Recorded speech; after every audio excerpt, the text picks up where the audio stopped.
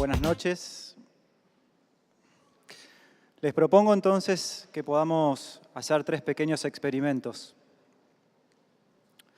ya que el lugar invita, ¿no?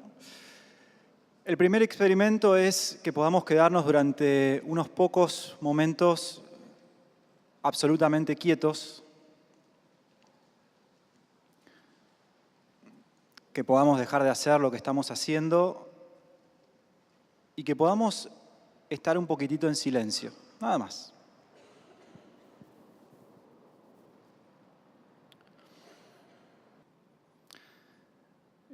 Intenten comenzar a darse cuenta qué están pensando en este momento.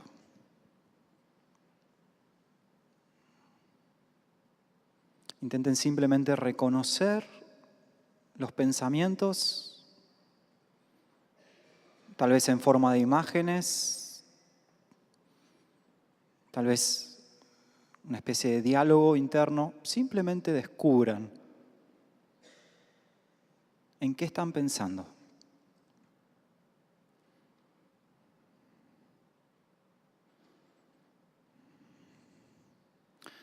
Probablemente lo que descubren, que sea lo que sea que están pensando, es que es muy difícil parar de pensar. Cuando nos detenemos y empezamos a observar, a mirar hacia adentro, nos vamos a dar cuenta que casi permanentemente estamos pensando. La pregunta sería, ¿cuál es el origen del pensamiento? No sé si alguna vez se han preguntado, ¿de dónde surge ese pensamiento?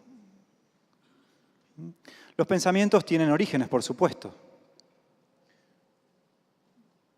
Entonces, para poder descubrir cuál es el origen de un pensamiento, tendríamos que retrotraernos a lo que es pensar. ¿Bien? El pensamiento es un producto de pensar. Y esta definición que está detrás mía es una definición de Krishnamurti, donde él dice que el pensar es un proceso que nace de la experiencia y el conocimiento. Ese conocimiento se almacena en la memoria y la memoria es lo que genera el pensamiento. Pero lo que nos convoca acá, y lo importante, es empezar a indagar sobre qué experiencia, cuál es esa experiencia que va generando el pensamiento. Las experiencias implican emociones, ¿no? Uno puede decir, ok, tal o cual experiencia me marcó en la vida. Y nos damos cuenta que esas experiencias nos marcan porque nos emocionamos o porque somos conscientes de las emociones. Es decir, que podríamos decir, de alguna forma, que las emociones son la base de los pensamientos. Nosotros decimos en mindfulness que la base del pensamiento, la matriz del pensamiento, se basa en las emociones. Que todavía hoy las emociones predominan en nuestra toma de decisiones. Es decir, que de alguna forma somos mamíferos con saco y corbata. Por más racional que creamos ser o por más vueltas que le demos a algo, la realidad es que las emociones predominan en nuestra toma de decisiones, porque son las emociones las que generan la base de la mente. Ahora, ¿cuál será la emoción predominante en esta base de aprendizaje, en esta creación de esta mente? Tenemos que retrotraernos entonces algunos miles de años atrás y descubrir cuál era la emoción más eficiente cuando estábamos en la sabana africana. Fácil de darse cuenta, ¿no? Evidente, un día un periodista me dijo la alegría. Bueno, si estás alegre, era un periodista deportivo, digamos, muchas posibilidades de sobrevivir no tenés. Entonces, bueno, es el miedo, ¿no? El problema con esto es que no somos conscientes de las emociones. Yo tomo esta frase que es de Antonio Damasio. Damasio es un científico que se ha dedicado gran parte de su vida a indagar sobre las emociones. Y él dice que si usted tiene una emoción, usted probablemente no la sentirá. Es decir, que la gran mayoría de las emociones que sentimos no son conscientes. Entonces, uno podrá decir, ¿de qué miedo me están hablando? Yo no tengo miedo. Eso me hace acordar, hace un tiempo pude trabajar en una cárcel de mujeres donde eran mujeres que, además de la situación de encierro, estaban encerradas dentro de la misma cárcel, porque eran mujeres que estaban acusadas o habían cometido crímenes sobre familiares, sobre hijos. Y bueno, no sé si saben, pero las mujeres que están en esa situación en la cárcel, bueno, no son muy queridas, que digamos. Y había dos mujeres que me enseñaron mucho, o que aprendí mucho de ellas. Una era una persona que se hacía pis encima, que no podía salir de su cama por miedo a que la maten. Entonces, esta persona tenía un miedo que, según ella, era permanente. Hace 5 años que las 24 horas tenía miedo. La otra mujer no le tenía miedo a nada, porque su papá le había enseñado que no se puede tener miedo en la vida. Entonces, ¿qué quiero decir con esto? Que las dos cuestiones eran falsas. Es imposible tener miedo las 24 horas del día, de hecho es algo que esta persona descubrió desde la práctica de mindfulness y pudo por momentos ir al baño y no hacerse más encima. Y la otra persona pudo reconocer que la situación en la que estaba le generaba miedo. Y eso le permitió luego, bueno, otras cuestiones, poder comunicarse con sus familiares. Entonces, el miedo es la emoción predominante en la formación de los pensamientos de base o de la mente. Quizás ustedes estén ahora haciéndose esta pregunta, bueno, pero vuelvo a insistir, ¿de qué miedo me está hablando? Vamos a tomar por un momento entonces el modo de vida. Entonces yo no digo que levanten la mano, pero hagan un checklist e intenten darse cuenta si en su vida les resuena la sobreestimulación.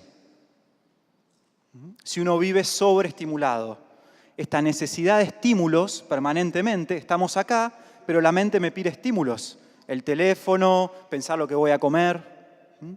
Fíjense si les resuena la palabra sobreexigencia, que también en el mundo de los negocios el sobreexigente es exitoso.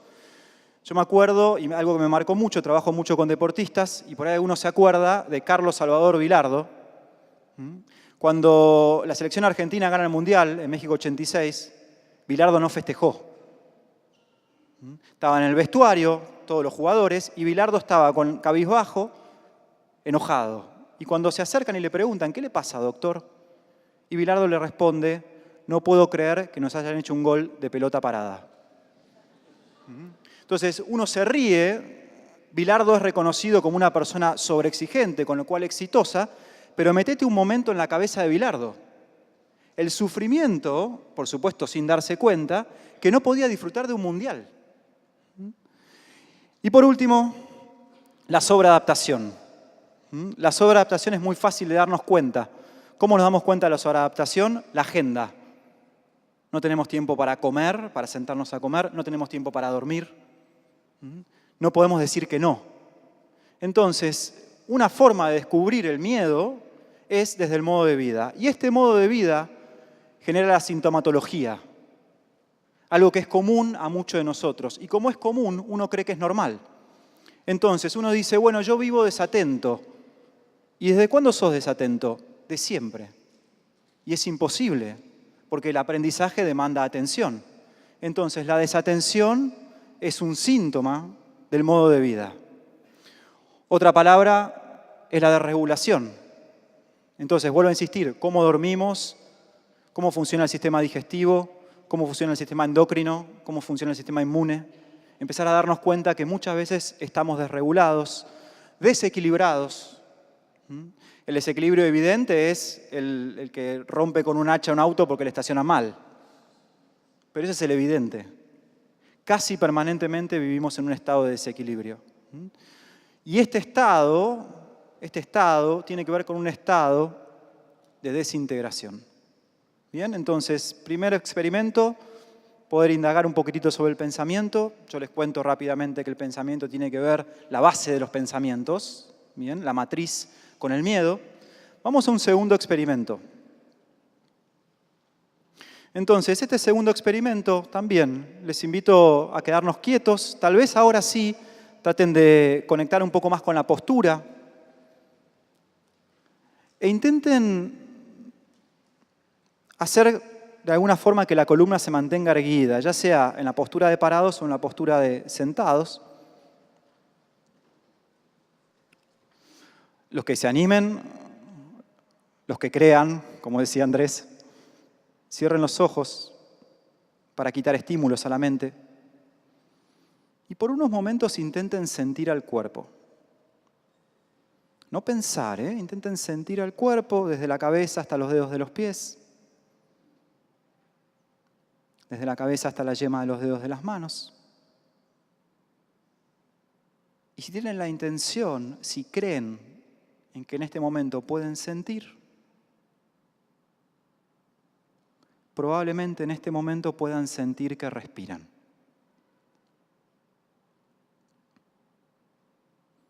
Intenten crear un momento para simplemente darse cuenta que respiran.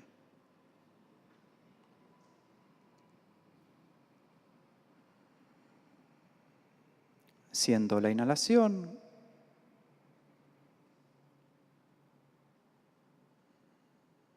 Siento la exhalación. Estoy presente en la respiración.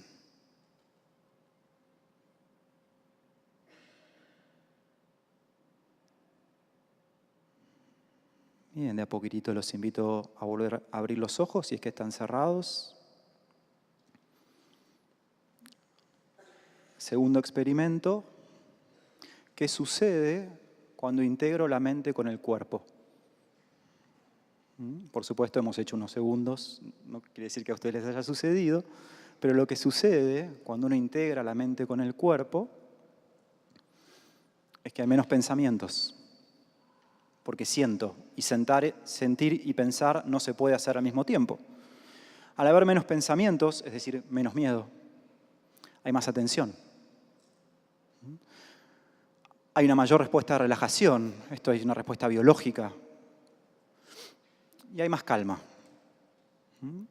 Hoy se habla mucho de mindfulness, hay evidencia científica, gran parte del mundo científico reconoce los cambios de mindfulness o los beneficios de mindfulness para los trastornos de ansiedad, depresión, estrés, etc. Pero la pregunta sería, o la afirmación, no alcanza con integrar la mente con el cuerpo. No alcanza trabajar una técnica de concentración para gobernar al miedo. El miedo es heredado, el miedo es aprendido, con lo cual nos falta un recurso más. Tenemos que indagar en nuestra propia humanidad e intentar descubrir un plus, que es el plus que nos va a permitir decidir más allá del miedo. Esto es lo que nos diferencia del resto de los mamíferos. El ser humano tiene la capacidad de decidir más allá del miedo. Vamos entonces con este tercer experimento, donde vuelvo a invitarlos a mirar hacia adentro, donde vuelvo a invitarlos tal vez a entrar en contacto con el apoyo de los pies, con alguna sensación del cuerpo en el espacio. Y esto que les voy a decir es muy simple. Los invito a convocar el corazón en este momento. Preguntarse qué es poner el corazón es seguir pensando. Entonces, traten de que en este momento el corazón esté presente. Intenten recibir desde una mente, un corazón, un cuerpo, todo lo que en este momento está sucediendo tal cual es. Simple. ¿Está el corazón presente en este momento? ¿Puedo reconocer este momento como el único momento real y decidir vivir despierto?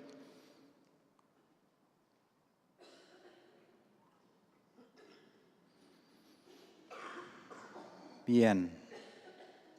Entonces, tercer experimento, ¿qué sucede cuando a esta integración de la mente y el cuerpo le agrego la presencia del corazón? 3 en la simbología es perfección, con lo cual mindfulness es en realidad un estado mente-corazón. El verdadero significado de la palabra mindfulness es mente-corazón.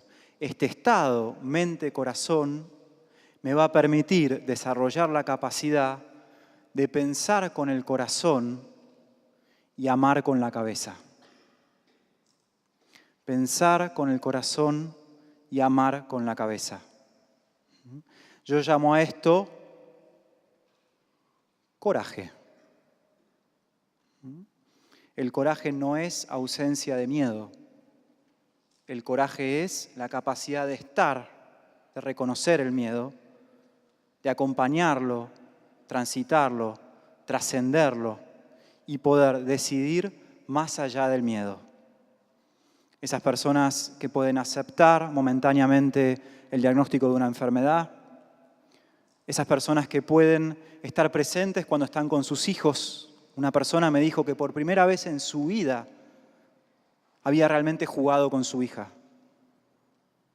Esas personas, esos médicos que pueden escuchar al paciente sin perder la propia humanidad.